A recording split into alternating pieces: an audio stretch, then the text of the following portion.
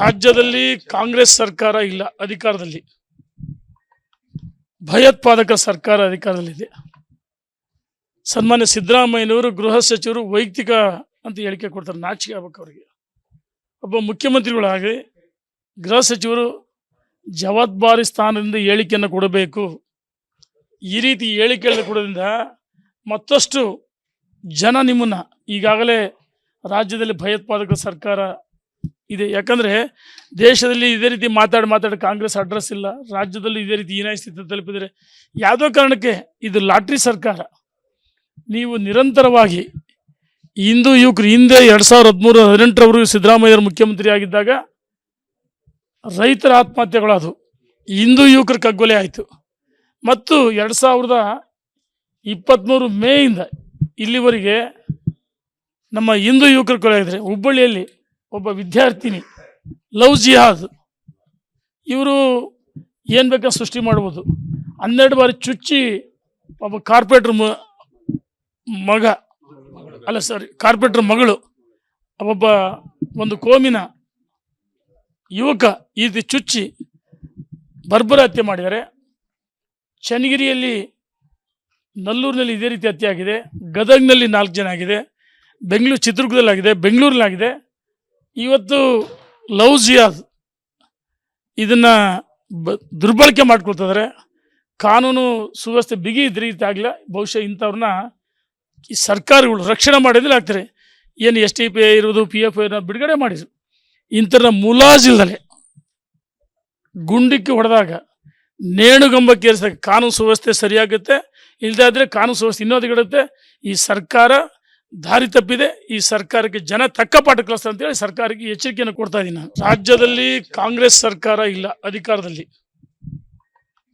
ಭಯೋತ್ಪಾದಕ ಸರ್ಕಾರ ಅಧಿಕಾರದಲ್ಲಿದೆ. ಸನ್ಮಾನ್ಯ ಸಿದ್ದರಾಮಯ್ಯನವರು ಗೃಹ ಸಚಿವರು ವೈಯಕ್ತಿಕ ಅಂತ ಹೇಳಿಕೆ ಕೊಡ್ತಾರೆ. ನಾಚಿಕೆ ಆಗಬೇಕು ಅವರಿಗೆ. ಒಬ್ಬ ಮುಖ್ಯಮಂತ್ರಿಗಳಾಗಿ ಗೃಹ ಸಚಿವರು ಜವಾಬ್ದಾರಿ ಸ್ಥಾನದಿಂದ ಹೇಳಿಕೆಯನ್ನು ಕೊಡಬೇಕು. ಈ ರೀತಿ ಹೇಳಿಕೆಗಳನ್ನು ಕೊಡೋದ್ರಿಂದ ಮತ್ತಷ್ಟು ಜನ ನಿಮ್ಮನ್ನ, ಈಗಾಗಲೇ ರಾಜ್ಯದಲ್ಲಿ ಭಯೋತ್ಪಾದಕ ಸರ್ಕಾರ ಇದೆ. ಯಾಕಂದರೆ ದೇಶದಲ್ಲಿ ಇದೇ ರೀತಿ ಮಾತಾಡಿ ಕಾಂಗ್ರೆಸ್ ಅಡ್ರೆಸ್ ಇಲ್ಲ, ರಾಜ್ಯದಲ್ಲಿ ಇದೇ ರೀತಿ ಹೀನಾಯ ಸ್ಥಿತಿ ತಲುಪಿದರೆ ಯಾವುದೋ ಕಾರಣಕ್ಕೆ ಇದು ಲಾಟ್ರಿ ಸರ್ಕಾರ. ನೀವು ನಿರಂತರವಾಗಿ ಹಿಂದೂ ಯುವಕರು ಹಿಂದೆ 2013-18ರವರೆಗೂ ಸಿದ್ದರಾಮಯ್ಯರು ಮುಖ್ಯಮಂತ್ರಿ ಆಗಿದ್ದಾಗ ರೈತರ ಆತ್ಮಹತ್ಯೆಗಳಾದವು, ಹಿಂದೂ ಯುವಕರ ಕಗ್ಗೊಲೆ ಆಯಿತು.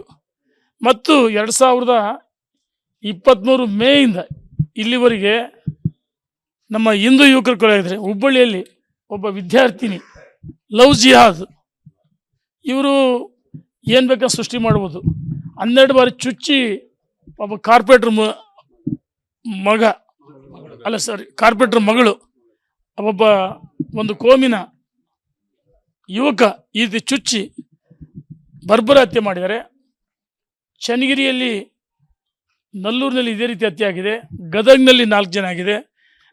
ಚಿತ್ರದುರ್ಗದಲ್ಲಾಗಿದೆ, ಬೆಂಗಳೂರಲ್ಲಾಗಿದೆ. ಇವತ್ತು ಲವ್ ಜಿಯಾದ್ ಇದನ್ನು ದುರ್ಬಳಕೆ ಮಾಡ್ಕೊಳ್ತಿದ್ದಾರೆ. ಕಾನೂನು ಸುವ್ಯವಸ್ಥೆ ಬಿಗಿ ಇದ್ರೆ ರೀತಿ ಆಗಲಿಲ್ಲ. ಬಹುಶಃ ಇಂಥವ್ರನ್ನ ಈ ಸರ್ಕಾರಗಳು ರಕ್ಷಣೆ ಮಾಡಿದ್ರೆ ಆಗ್ತಾರೆ. ಏನು STPI ಇರೋದು, PF ಬಿಡುಗಡೆ ಮಾಡಿದ್ರು.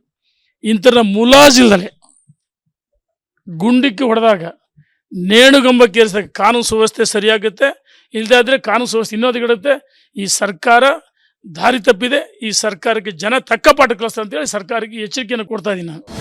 ಅನುಕ್ಷಣದ ಸುದ್ದಿಗಳಿಗಾಗಿ ವಿಸ್ತಾರ ನ್ಯೂಸ್ ಯೂಟ್ಯೂಬ್ ಚಾನೆಲ್ ಸಬ್ಸ್ಕ್ರೈಬ್ ಮಾಡಿ. ಹೊಸ ಸುದ್ದಿಗಳ ನೋಟಿಫಿಕೇಶನ್ಗಾಗಿ ಬೆಲ್ ಐಕಾನ್ ಕ್ಲಿಕ್ ಮಾಡಿ. ಲೇಟೆಸ್ಟ್ ಅಪ್ಡೇಟ್ಸ್ಗಾಗಿ www.vistaranews.com ವೆಬ್ಸೈಟ್ಗೆ ವಿಸಿಟ್ ಮಾಡಿ. ಅಂಗೈಯಲ್ಲೇ ಜಗತ್ತಿನ ಸುದ್ದಿ ತಿಳಿಯಲು ವಿಸ್ತಾರ ನ್ಯೂಸ್ ಕನ್ನಡ ಆಪ್ ಡೌನ್ಲೋಡ್ ಮಾಡಿ.